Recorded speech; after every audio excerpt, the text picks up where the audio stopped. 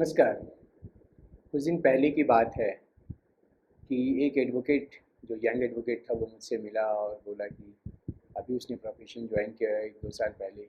और बोला कि आपकी वीडियो में देखता हूँ और आप जजमेंट को लेकर बहुत ज़्यादा डिस्कस करते हैं।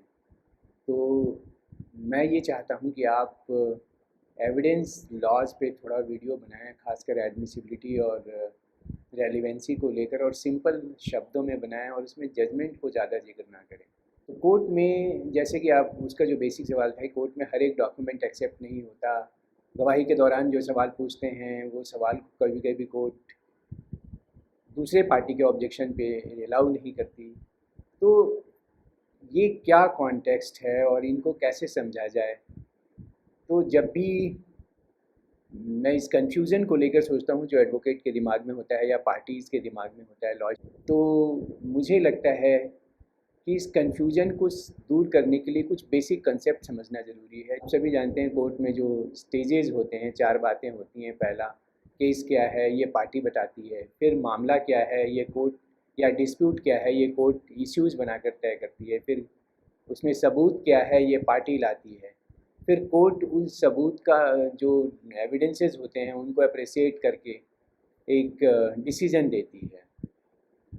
और जो कौन सा एविडेंस, कौन सा सबूत रेलिवेंट है या रेलिवेंट नहीं है, ये डिसाइड होता है सेक्शन 6 से सेक्शन 55 एविडेंस एक्ट के दौरान के बैकग्राउंड में या के प्रोविज़न को देखते हुए।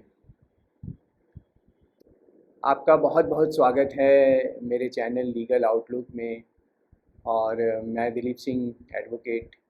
आज हम डिस्कस करेंगे एविडेंस लाके एक बहुत ही फंडामेंटल और प्रैक्टिकल कॉन्सेप्ट पे, कि जिसको अगर हम एक लाइन में कहें कि relevancy of documents with reference to the Indian Evidence Act, या रेलिवेंसी ऑफ एविडेंस। डॉक्यूमेंट भी एक पर्टिकुलर हो गया, क्या एविडेंस का रेलिवेंसी क्या होता है इंडियन एविडेंस एक्ट के कॉन्टेक्स्ट में, चाहे रेलिवेंसी और एडमिसिबिलिटी ऑफ एविडेंस में क्या डिफरेंस है। बहुत से लोग रेलिवेंसी और एडमिसिबिलिटी दोनों को एक ही समझते हैं, लेकिन लॉ में दोनों अलग अलग कॉन्सेप्ट हैं। रेलिवेंट, जो भी डॉक्यूमेंट रेलिवेंट होता है या जो भी एविडेंस, हर एक रेलिवेंट डॉक्यूमेंट या एविडेंस एडमिसिबल नहीं होता। इसलिए कहा गया है कि रेलिवेंसी एक बड़ा कॉन्सेप्ट है। Relevancy is genus and admissibility is the species. वो उसकी एक वंश है, वो एक प्रजाति है रेलिवेंसी, जो बहुत बड़ा कॉन्सेप्ट है, और एडमिसिबिलिटी उसका एक पार्ट है। अगर सिंपल शब्दों में कहें तो एडमिसिबल होने के लिए किसी डॉक्यूमेंट को किसी केस में पहले उसका रेलिवेंट होना ज़रूरी है। तो फैक्ट वर्ड एक आता है कि किसी फैक्ट का रेलिवेंट और एडमिसिबल होना। तो फैक्ट क्या है? तो फैक्ट को बेसिकली हम एविडेंस एक्ट के बैकग्राउंड में देखें तो दो तरह के होते हैं। पहला कि फिजिकल फैक्ट, जो फिजिकली हम परसीव कर सकते हैं। दूसरा साइकोलॉजिकल फैक्ट। अब फिजिकल फैक्ट को कहें तो जो आप देख सकते हैं, सुन सकते हैं, स्मेल कर सकते हैं, टच कर सकते हैं, टेस्ट कर सकते हैं, या इस तरह की जो भी चीज़ें हैं। अगर किसी व्यक्ति ने किसी का मर्डर होते हुए देखा तो ये फैक्ट है। किसी ने किसी को धमकी देते हुए सुना तो ये एक फैक्ट है। कोई किसी के सिग्नेचर को पहचानता है, जानता है, तो वो उसका एक फैक्ट है। अब साइकोलॉजिकल फैक्ट जो है वो माइंड के अंदर होता है। जैसे किसी का क्या इंटेंशन था, क्या उसको नॉलेज था, क्या नेग्लिजेंस था, फ्रॉड, डिजॉनेस्टी, जिसको कि हम क्रिमिनल लॉ के कॉन्सेप्ट में कहें तो मेंस रिया, वो भी साइकोलॉजिकल फैक्ट है।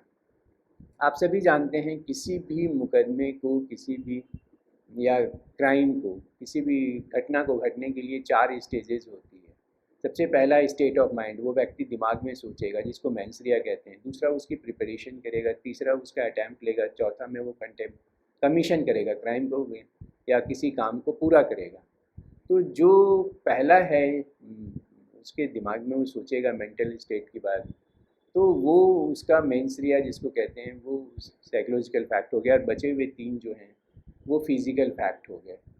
अब हम इस फैक्ट को प्रूव कैसे करते हैं, ये एक प्रैक्टिकल क्वेश्चन है कि कोर्ट में फैक्ट को प्रूव कैसे करते हैं। तो जो फिज़िकल फैक्ट है वो जनरली डायरेक्ट एविडेंस के द्वारा प्रूव होता है। जैसे किसी जो प्राइमरी विटनेस है, आई विटनेस है, या कोई प्राइमरी डॉक्यूमेंट है, सीसीटीवी फुटेज है। साइकोलॉजिकल फैक्ट है, उसका फिजिकल फॉर्म तो कोई होता है नहीं, तो वो सर्कमस्टांशियल एविडेंस के द्वारा जो उसकी सर्कमस्टांसेज हैं, सम टोटल पूरा इफेक्ट होता है उसके फिजिकल एक्ट को, उसको लेकर उसको प्रूव किया जाता है।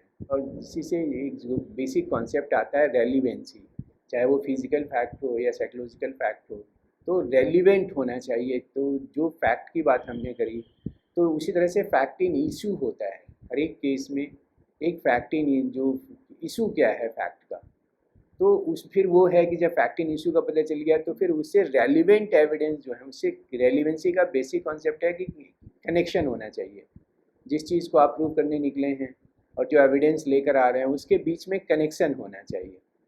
तो रेलिवेंसी का जो बेसिक मीनिंग हम मेरी समझ से जो सिंपल शब्दों में है कि एक फैक्ट का दूसरे फैक्ट के बीच में जो कनेक्शन होता है वही उसकी रेलिवेंसी को डिसाइड करता है। अब रेलिवेंसी का भी बेसिकली दो तरीके के होते हैं। एक लॉजिकल रेलिवेंसी, जो प्रासंगिकता है वो लॉजिकल है, आप लॉजिक से निकालते हैं कि ए बी से जुड़ा हुआ है, बी सी से जुड़ा हुआ है। दूसरा है लीगल रेलिवेंसी की, उसका कानूनी रेलिवेंसी होना चाहिए। जो आप एविडेंस एक्ट के 50 सेक्शन हैं जिसमें वो लॉजिकली रेलिवेंट है तो उसको कोर्ट ये मान लेती है। अब एज एन एडवोकेट मैं बताऊं कि जब क्रॉस एग्जामिनेशन कर रहे होते हैं तो हम एक फ़्लो में होते हैं, तो जो भी हमें उस समय लॉजिकली सही लगता है वो हमें लगता है कि वो रेलिवेंट है, लेकिन कोर्ट उसको अपने एंगल से देखती है। क्योंकि वो तो क्रॉस एग्जामिन नहीं कर रही थी, दूसरा पार्टी जो देख रहा होता है, जो ऑब्जेक्शन करता है वो, तो वहाँ पे हमें अगर बेस पहले से प्रिपरेशन है तो ये काम आता है। ये समझिए कि जो भी लीगली रेलिवेंट होगा वो लॉजिकली रेलिवेंट होगा, लेकिन हर एक जो लॉजिकली रेलिवेंट होगा वो लीगली रेलिवेंट नहीं होगा। अब आपके दिमाग में कुछ एग्जांपल्स की भी कुछ बैकग्राउंड में, इस बैकग्राउंड में आपके दिमाग में कुछ एग्जांपल्स भी आ रहे होंगे, तो मैं आपसे कुछ जो एग्जांपल शेयर करता हूँ जिससे कि आपको लॉजिकल रेलिवेंसी और लीगल रेलिवेंसी में एक बेसिक डिफरेंस समझ आएगा। अब जैसे आप सभी जानते हैं कि पुलिस के सामने दिया गया कन्फेशन वो एडमिसिबल नहीं होता है सेक्शन 25 एविडेंस एक्ट के तहत। तो हालांकि जब कोई आदमी ऑफेंस किया है और पुलिस के सामने वो बैठा है और बता रहा है, तो लॉजिकली तो ये रेलिवेंट है, वो जो कह रहा है सच सही कह रहा है या क्राइम से रिलेटेड बातें कह रहा है, लेकिन ये लीगली रेलिवेंट नहीं होता है यहाँ, चूँकि सेक्शन 25 कैटेगरी ये बैन करता है या कहता है कि कन्फेशन जो पुलिस ऑफिसर के सामने है वो इनएडमिसिबल होगा। तो यहाँ देखिए आपको एक जो लॉजिकली रेलिवेंट लग रहा था लेकिन लीगली रेलिवेंट नहीं था।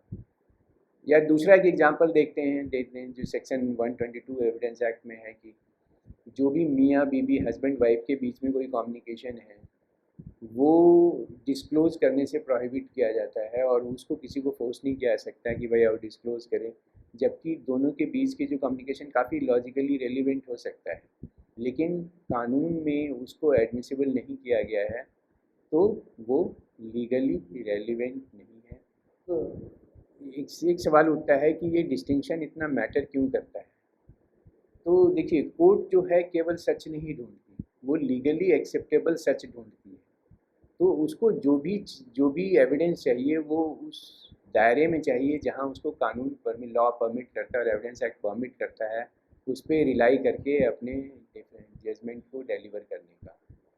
तो उसमें जो एविडेंस एक्ट जिन चीज़ों को एक्सक्लूड करता है या लीगली एडमिसिबल नहीं मानता, उसके पीछे होता है जो वजह कि वो फेयरनेस चाहिए, प्राइवेसी के लिए भी वो ज़रूरी है, तीसरा कि जो एब्यूज ऑफ पावर है उसको रोका जाए और जस्टिस सिस्टम को प्रोटेक्ट किया जाए। तो इसलिए बहुत सारे जो फैक्ट्स हैं जो लीगली लॉजिकली रेलिवेंट भी हैं वो लीगली रेलिवेंट नहीं होते, उसके पीछे ये वजह होता है। तो जो आज हम बेसिकली डिस्कशन कर रहे थे कि रेलिवेंसी वर्सेस एडमिसिबिलिटी, ये कॉन्सेप्ट एविडेंस एक्ट का बैकबोन है, या हर एक उस व्यक्ति को जिसको इन चीज़ों की बेसिक अंडरस्टैंडिंग हो जाए उसके लिए एविडेंस को अप्रिशिएट करना या एविडेंस की तैयारी करना या क्रॉस एग्जामिनेशन की तैयारी करना बहुत आसान होता है। इवन कि जो व्यक्ति लॉयर नहीं भी है और वो उसका खुद का मुकदमा है, उसे गवाह बनना है, तो अगर उसको इन चीज़ों की बेसिक अंडरस्टैंडिंग है तो वो एक बेहतर गवाह बन सकता है अपने केस को प्रोटेक्ट करने के लिए। अगर आपको आज का डिस्कशन अच्छा लगा तो आप वीडियो को लाइक कीजिए, चैनल को सब्सक्राइब कीजिए और अपने कमेंट्स भेजिए। हो सकता है कि जो आपके इश्यूज हों उस पे हमारा अगला वीडियो हो। तो आप evidence law made simple series जो मैं बना रहा हूँ, इसके अगले वीडियो में ज़रूर मिलें, ज़रूर देखें और अपने अप्रिशिएशन ज़रूर भेजें। अगले वीडियो में फिर मिलते हैं, तब तक के लिए नमस्कार।